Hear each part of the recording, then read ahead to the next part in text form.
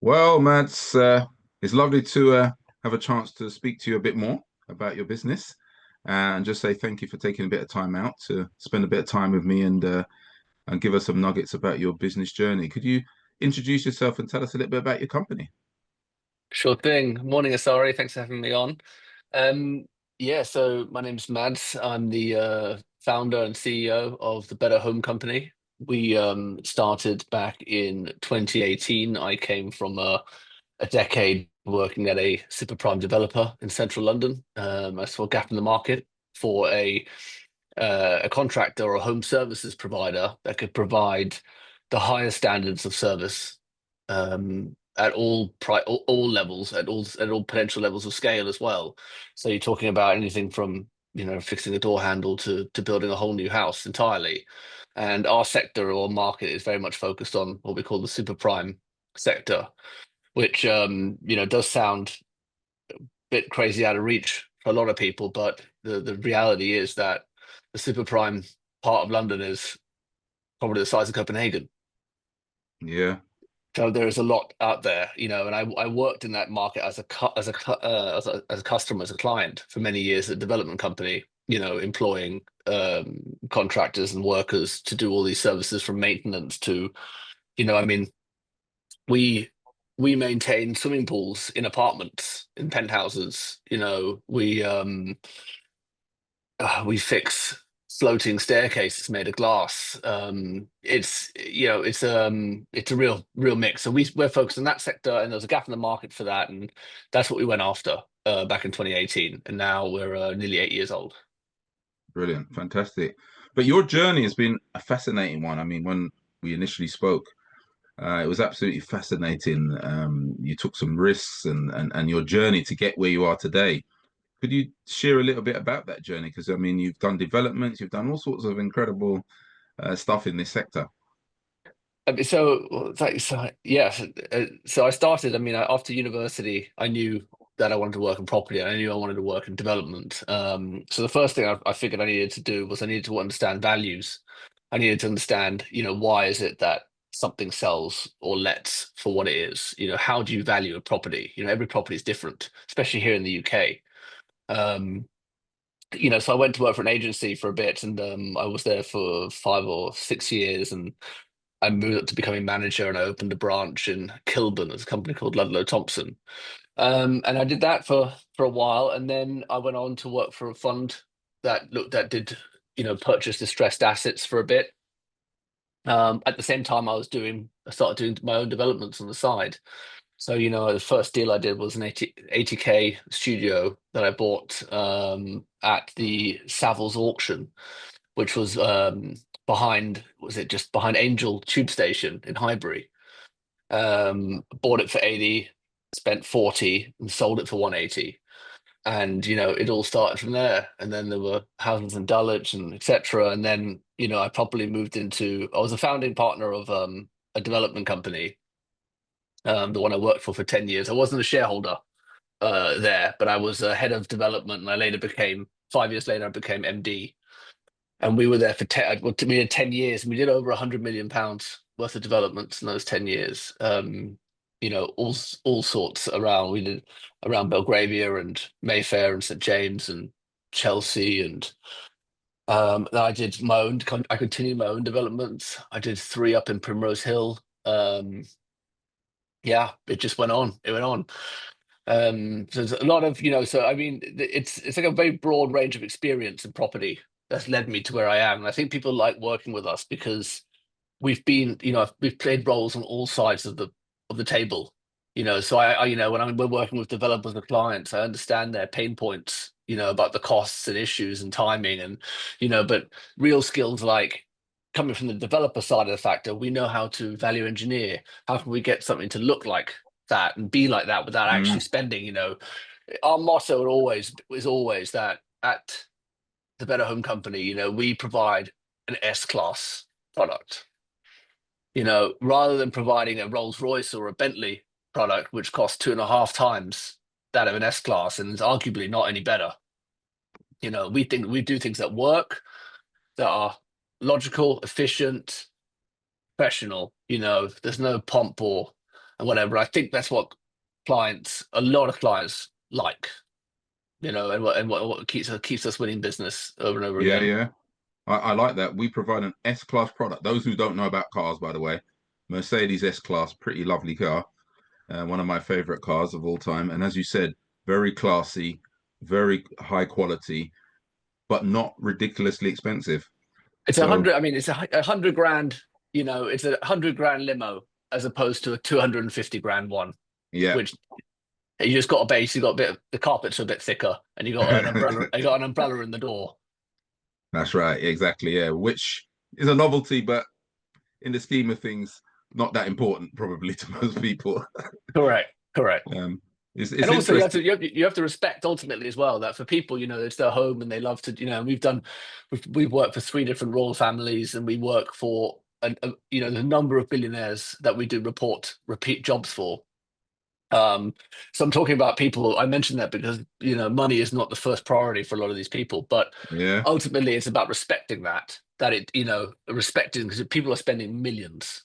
The houses they've bought are in eight figures, and they're spending seven figures with us.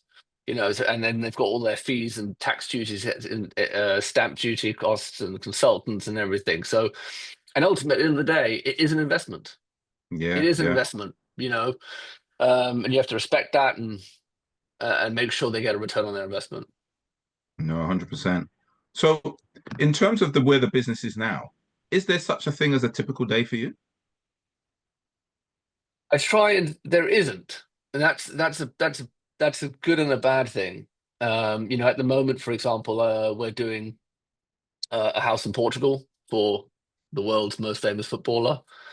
Um, and we're across London and to the southeast, so it's very varied. But I try to always when you have such variance in your day, you start to lack structure, and things that you need to make sure you're always working on kind of fall behind. So I structure my week to get a lot of stuff done that I need to make sure done. You as the CEO, you're always wearing a lot of hats across marketing and operations and product and customer service and business development, etc. So the only consistencies really are time with the kids in the morning, running, school run, and then the rest. Then it's hats off after that.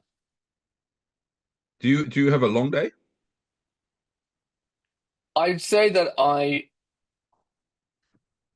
feel that I think that hybrid, the term hybrid working is I've heard around a lot, and I feel that that's how it's always been. When I worked at the development company for those 10 years, we'd have long periods of where we're waiting on planning permission, or where you go through dips in what becomes most urgent. But it's like you never really stop. Is the thing. I don't tend to sit. I've got two young children, so I tend to always be home by 5:30. But as soon as they're in bed, if there's anything urgent that he's doing, I'm onto it, etc. I'm always fitting in time in the weekend, an hour here, 2 hours there, or you're out when a lot big thing is that I'm training for a marathon at the moment, and I've always been doing a lot of sport. Wow. But the sport element for me, and has always been about, it's the best way of prioritizing the thoughts and compartmentalizing your priorities. If I go for a 1 hour run, I can spend that time. It's like a filing system in the head, planning yourself out. And that time is invaluable because when I'm at my desk, I'm scrambling to get things done. I'm just like, what's the most urgent? I do the most urgent thing first, and you just work backwards. But you kind of get like a bigger picture for it. And Yeah, that's what I mean about a long day. I feel like, I don't want to feel like you're always working, because you're not, but it's not like you close the laptop and that's it. It has to, if you're going to be successful, it always has to be on your mind. yeah, Always. absolutely. I mean, most successful people I've spoken to, particularly runners, they say the same thing. They find running fantastically therapeutic, a way to think and stuff like that. I mean, I love going to the gym and doing audiobooks. I've had some of the best ideas at the gym when I get a little nugget or some bit of inspiration, and I think, I just got to stop, pause the button, and I email myself some thoughts because I've got no Exactly. paper or pen or anything. But it's just such a Yes. nugget. I've got to capture it at that moment, and I send Yeah. myself an email. because when I get back to the desk, I'll remember that email, but I might not remember the thought. So I just put it like that, and I've done all sorts of stuff. Started membership clubs and read books and done all sorts of things on the back of it. So I can It's totally a form relate of to it. But it's a form of go on. meditation. It's a form of Yeah, meditation. You're yeah, allowing yeah, your mind to just relax and think about something else, and that allows you to generate and process different thoughts where you get, yeah, like you say, yeah. ideas. And ideas are very Yeah, important, fantastic. but Yeah, not no. too many ideas. Not too many ideas, because that's also a problem. Yeah, I've coached a number of entrepreneurs who very successful making money, and they just come up with ideas and money making ideas and money making ideas. But you do have to put structure and stuff around it because, as you said, getting cash in can also need a lot of cash out. And before you know it, your overheads can be pretty, the bigger the business, bigger the overheads. And when you talk about payrolls, when you start coaching somebody and their payroll is a couple of £1,000 or a few £1,000s, they can borrow it if worst comes to worst. They'll just go to a friend or find somebody and they can borrow a few £1,000s. When your payroll is a million or, you know, hundreds of thousands, it's not so easy to just find somebody who can lend you that money. And even if you go to the bank, they're thinking, well, if you can't pay your payroll this month, what's going to happen next month? So, it gets tight. And I Hmm. totally understand that. There's a lot of pressure. So I totally understand that. So from your point of view, you must have learned a hell of a lot. I mean, when we spoke, it looks like, you've repositioned and repositioned. You constantly, you're looking at different situations. What would you say are some of the, maybe whether you call it mistakes or the lessons you've learned in business that you would maybe think differently now, or you've learned I've from and definitely moved on? I've definitely made every mistake I think that there is to make a business.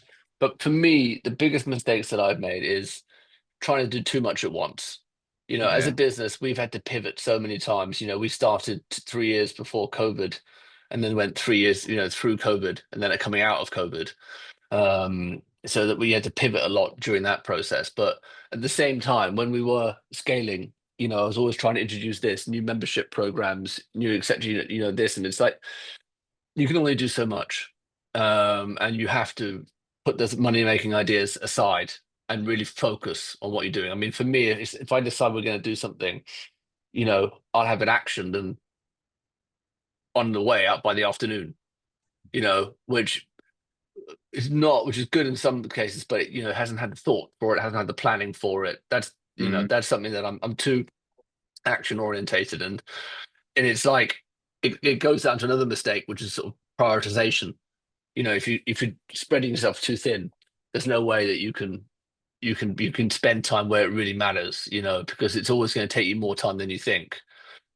Um, Other mistakes are expanding too soon, trying to scale too soon. Hmm. You need to be patient and get everything working right. More planning is key. Yeah. And it's interesting you say that. As you said, you can find an idea, a business idea that brings in cash. But of course, one of the dangers is that the cash comes in, but then you've got to deliver to the customer, and staff got to come with you and all those other things. And as you said, the danger is it can go, if things start to go wrong, you now got to backtrack and fix them, and Oh yeah. it can be problematic. But yeah, really interesting. Um, when you think of like inspiration or you get inspiration, is there any particular person that comes to mind when you think about people who you admire? I think you know Richard Harpin from HomeServe is a he grew a and he there's so many younger and more current entrepreneurs. I think that a lot of people maybe are more focused on, but I've always had a lot of respect for him. He's grown a business in the sector that I'm in, and it's not easy. I know what he's been through, to get it to the size that he got it to. The amount of perseverance that he must have had, or he has, is I have a lot of respect for that. Mm. And anything he says, I listen to it. But I think his Yeah, he's now got he's now since sold HomeServe and he's moved on. He's working a lot with his business leader platform, and I think that yes, I listen a lot to what he says. brilliant. Any particular books that you, or do you prefer audio, or how do you sort of listen to business ideas and things? I love books, and they keep stacking up. as I keep buying them because I want to read them, and I never get through them. So I do a lot of audiobooks, either when I'm running, for example, or driving in the car. The ones Mm, I'm reading at the moment is about it's called Seven Assets, which is a book about the new digital assets of business. It's where you need to focus your attention on going forward, and anything, to be honest, really about AI. I'm focusing on at the moment yeah, because it is just, you know, developing at a breakneck speed. yeah. I had a call last week with an AI bot Wow, who connects you with people on LinkedIn.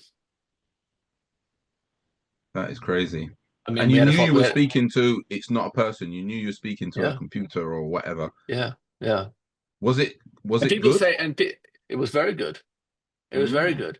And then people say, oh, I can't imagine, people when they do customer service, they want to hear a real person. That person, that AI bot I spoke to was, sounded better pretty than real. most customer service people I speak to. Yeah, yeah. Interesting, isn't it? It's Yeah. phenomenal what's I happening mean, out it's there, as you said. moving. It's going breakneck speeds. Yeah. It's going at And breakneck speeds, and it's a whole new dawn. yeah, and with the investment in it, it's only going to go faster and faster because if money can be made out of it, then the tools will come. Oh So yeah. in your business, do you think can you think 5 years ahead?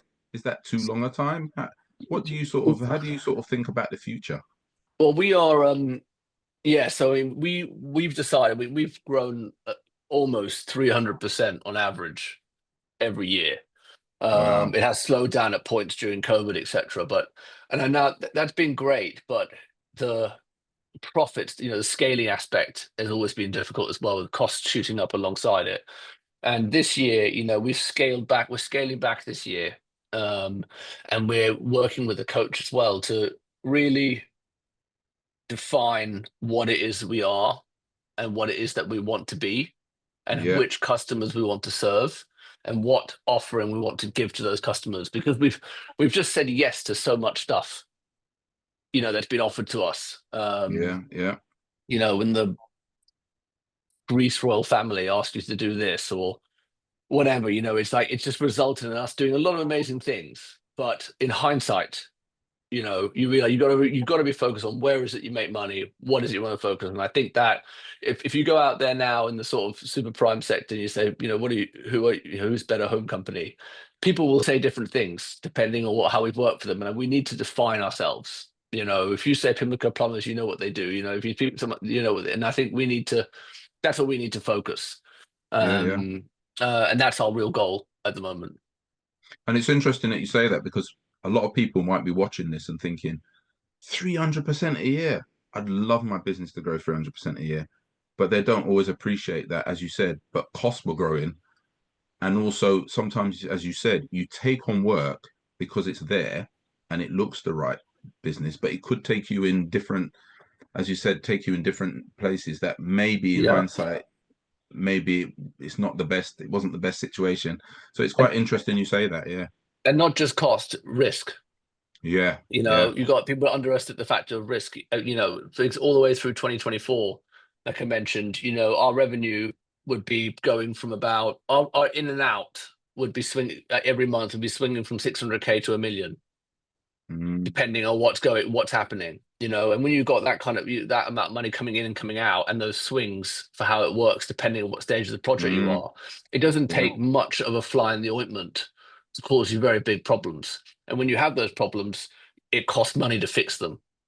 And you also have to think is the risk that you're undertaking. Because, for example, if one customer who's paying us 300 grand a month, for example, suddenly can't pay, what would that mean for us as a business, and what would the risk entail? And is that worth it? You have to think Yeah. that, and you do have to plan for the worst. So it's for us that is, I would say, it's been my biggest learning, Yeah. recent Yeah. learning, is to understand the risk, because as an entrepreneur, you are open to risk, and I'm not scared of risk.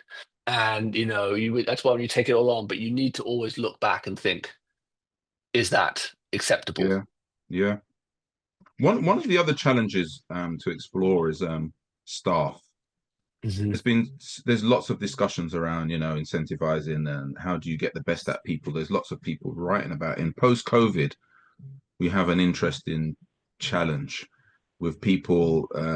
Many employers I speak to say staff are now making demands of them. I'm old enough to remember when my parents thought I should be grateful for getting a job, and that's the attitude that you should have.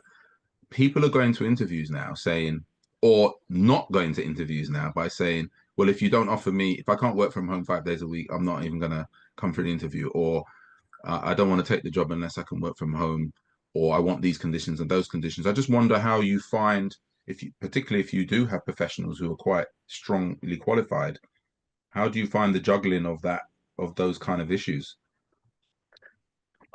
I mean, I'm in my 40s, so I'm also old enough to remember how things were.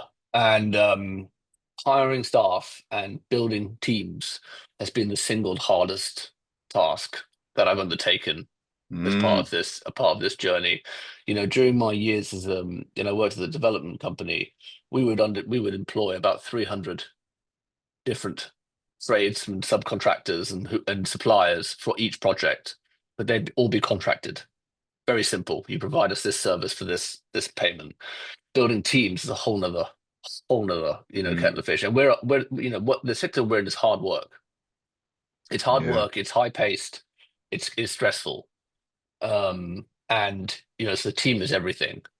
But if anybody made those demands of me for working, I want to work 5 days a week or at home. I mean, that would be the end of the conversation.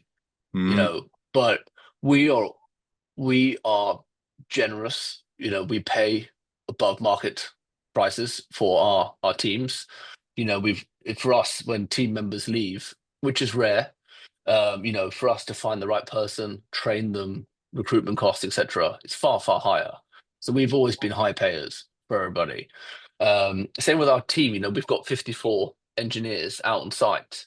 We pay them every week, every Monday morning without fail. They're paid very well. That's it's key because it means that we bring in more staff, we bring in more team members. People want to work with us, they can trust us. That is always been a foundation of it. And if you mm, don't, because we're an in-house contractor in the sense that we have all our own guys, most companies our size will outsource depending on what project they get. We have a very different mantra and work ethic here at the business. But I am aware times are changing. mm. But yeah, Yeah. yeah, doesn't mean I'm happy with it. Yeah, and it's interesting. You can push back. I do tell clients that you don't have to accept what you don't want to accept. There are the people in the marketplace, and there are good people out there.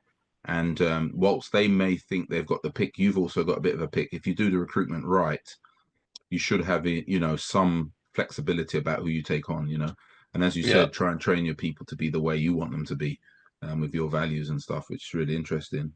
It's about So trust as well. We do homeworking now as well, and it works very well, yeah, but it's because the staff earned our trust and we slowly started trying it and it was a success. yeah. Yeah, trust is a big part of it. Yeah, and partly trust, but also you have to have some systems as well, because staff will always say to you, you should just trust me. But with the best will in the world, you can't run a business solely on that. You're going to have to say, well, what do you need to achieve? How do we report back? There has to be some sort of accountability. You can't literally say, I'll see you in 6 months' time, and hopefully everything will Yeah. be fine. So there has to be some accountability and some agreement about what the outcomes are going to be delivered and how we measure this. So yeah, I totally understand it. In terms of the industry right now, what would you see as the challenges in your industry, particularly as you said, you're super prime, so you're very niche. Um, the super prime sector has always been a bit, unlike the typical property sector, and the typical market sector, the super prime sector has always been very much linked to the stock market. If the stock markets are bad, because the clients in our sector are global, and it's whether they choose to spend money on X, Y, and Z is typically comes down to how the stock market's doing and how much Mm, free capital they have. Um, if the stock market is down, In the toilet, they're not used to wanting to sell and dispose of that, especially the way interest rates are now, so there's less borrowing going on as well. For us, the biggest problems we've always had is uncertainty. Things like, the back when we had the EU referendum, that was a disaster for us because it just no one knew what was going to happen, so it just stopped on it. I'll tell you a funny story though. Saying that, we had a house for sale behind Sloane Square, which we'd had for sale for about a year and it hadn't sold. And then we had the EU referendum, and the next morning we saw the yes vote came through, and the pound. I can't remember what the exact figure, but the pound fell something like 30%. And that same day, we had a bidding war for that property from a Malaysian royalty and a US celebrity, because suddenly that overnight that property had a 30% discount. I Yeah, think yeah, I think very it was cheap, just, exactly. which is millions of pounds. So it sold straight away. That was the only benefit Yeah, yeah, of it. But my point was is that any kind of uncertainty causes difficulty because people yeah, want to plan, they want to know what's safe, and people invest in London because it's got a secure legal system, it's got great schooling, geographically it makes sense, for a lot of international clients. So it's like, yeah, but if you don't know, people sit on their hands, and that's never good. yeah. Not good for you, exactly. Absolutely. If you could do everything over again, would you change much? Yes, yeah, yeah, yeah. It changed so much. Just I'd be much more niche. Yeah. I'd be much more niche, and um, I would focus in on something that could be heavily automated, and really a set where I could really, because we have processes for everything. We build processes for, but because we do such a, we carry such a variety of works, you can't. There's a limit to how much you can process. So I would focus more on it. For example, there's people who focus very much on heat pumps and it could be scaffolding, could be whatever. I'm not saying any of those sectors I'd want to be in at all, but I'm just that would be a focus. Mm, I think that you'd be able to better capitalize on technology that way. yeah. It's interesting. And just a generic things that just to finish off in a bit is there's many business owners might watch this. They may be in property, may not be in property. Is there any general principles do you think that all business owners should take account of when they're thinking of running a business? Because there are some general principles, isn't it? You might be in property, but you could be in anything. But people say cash is king. There's lots of different things they say. I just wondered what your thoughts would be to somebody watching this and thinking, I want to be an entrepreneur or I want to take risks. I want to grow my business. Is there any Mm. general points you would make to somebody like that? I would say absolutely. I'd say you have to prove the model before you do anything. Don't hire anybody. Don't take an office. Don't even get an office plant. Just prove the model, start making revenue, proof of concept, and then take it from there. That's a great one, yeah. But so many people can think this is the winner takes all. This is the one. And as you said, remortgage your house, borrow from everybody, put every penny you got into it. But Yeah, as you said, if you haven't proved the concept yet, you may be one of the few people, apart from your mum, that think this is a winner. Um, yeah. it's funny. Especially if you're sorry, especially if you're someone like me who can be very impromptu, and Yeah, thinks I'm impulsive. doing Yeah, this, I'm going for this now. And a lot of problems, a lot of entrepreneurs are like that, and yeah. that's why I say just prove the model, Prove show the model. revenue, Yeah. go from there. I have something a little fun I have with people. I say it's the X Factor test, and I say to people, apart from your mum, who else thinks it's a great idea? Because feedback from mothers is not very objective. If your mum says you're the greatest thing since sliced bread, you might want to just think that she might be a little bit biased. So you might want to get a little bit more objective feedback on your business idea, because mothers Absolutely. mothers like to encourage you and don't want to put you off, but you need a bit more objective feedback than your mum. So it's classic on the X Factor. People who can't sing, for example, and they go, "Yeah, but my mum said I could sing." Yeah, but your Yeah, mum didn't have the heart to tell you that it was painful. They yeah, yeah. they've always encouraged you. It's only when you went into the public you realised actually maybe you're not as good as you thought. Good So advice. it's an interesting one. So if I gave you £100 million, let's not say Mm, dollars, let's say pounds, to invest in business or your company, what would you do with it? I mean, I would consolidate. I'm not buying businesses and consolidating them into your own is not something that I would have ever been particularly keen on, especially in the earlier years. But we are at a point in our business now where we've got such strong structures in place, and we have so much know-how only through years of making mistakes, Yeah, so that we are in a position now where buying and considering consolidating and folding them into our existing operations would be very, very, very, very interesting. so that would be what, buying other companies, Yeah, yeah, and bring them into your group. it'd be Interesting, yeah, other companies that we respect, respect and admire, and bringing them into our operations. These wouldn't necessarily be very big companies. They'd probably be, so probably buy them for 1 or 2 million. So yeah, for yeah. 100 million would be a lot. You could buy a lot. Absolutely could. Absolutely.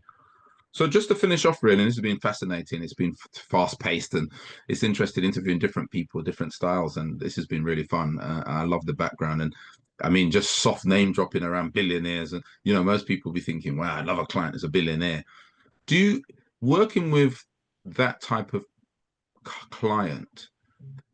What we see on TV, is that reality? Would you? Because I don't know, but would you be working with their agents? You don't necessarily even see these people.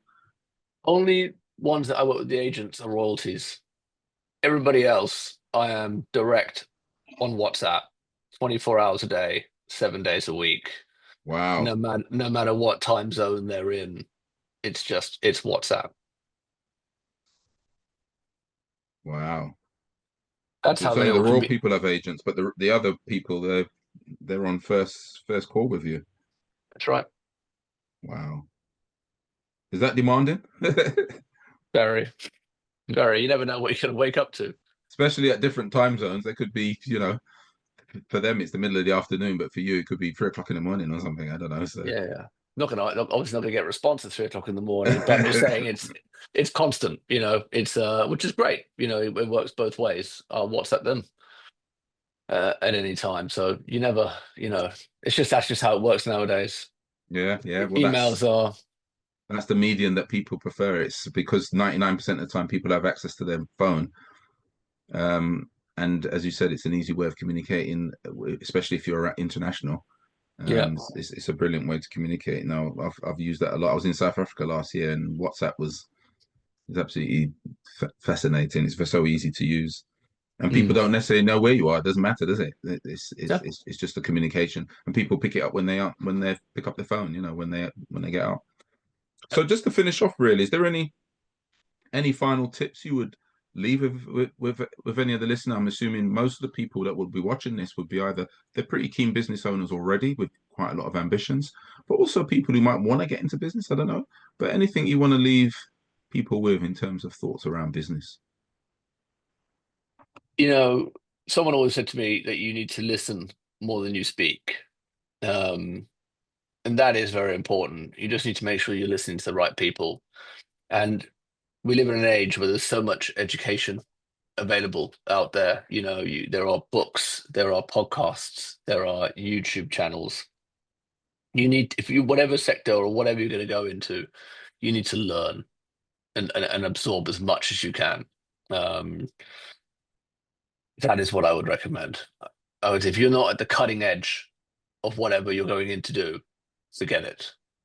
Yeah, And if you're yeah, not, that's and yeah, and if you're soft and you're not tough, you're going to have a very, very hard time with it.